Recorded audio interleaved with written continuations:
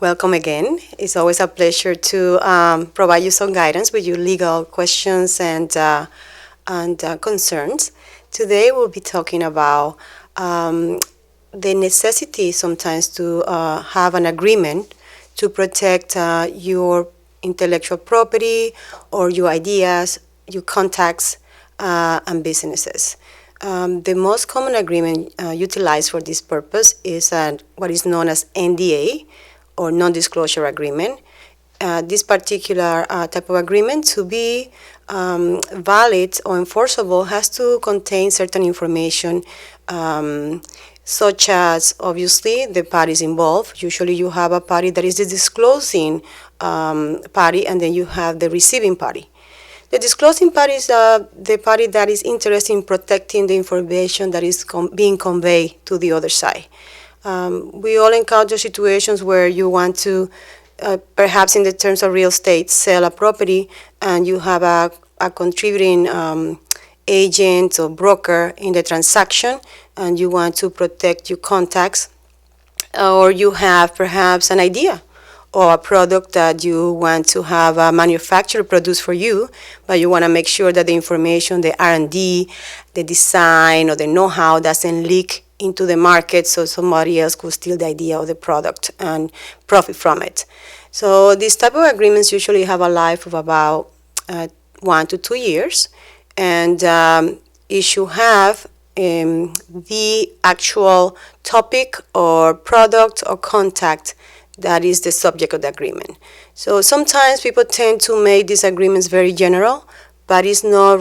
I wouldn't recommend it. It's preferable that you have a more specific carve out of what is being conveyed.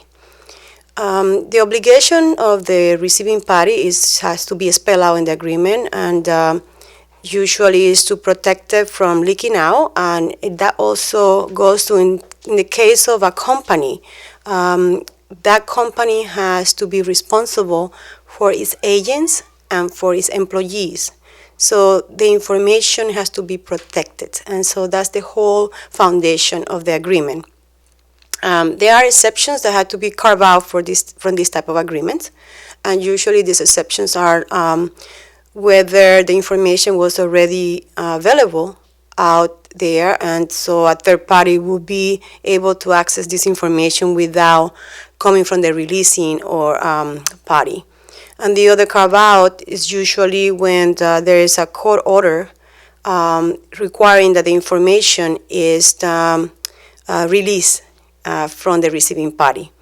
When that's the case, it's preferable that the receiving party will provide certain type of notice to the releasing party to the fact that there is a court order requiring them to release it. Otherwise, they cannot post a court order. So it will be on the receiving party's good faith effort to allow the releasing party to know this, and then the releasing party, if they want to fight the court order or take any legal action, it will be on their own prerogative. Another aspect of the non-disclosure agreement that has to be taken into account, especially in situations where you have a brokering of a business or brokerage of real estate, is to have a non-circumvent. An NDA per se might not protect contacts. However, non-circumvent prevents that a party will call around and try to use the information provided to them and go directly to the contact, the source, and profit from that. So in those instances, I recommend that the non-disclosure also contain a clause for non-circumvention. This type of clause is extremely important also when dealing with commodities.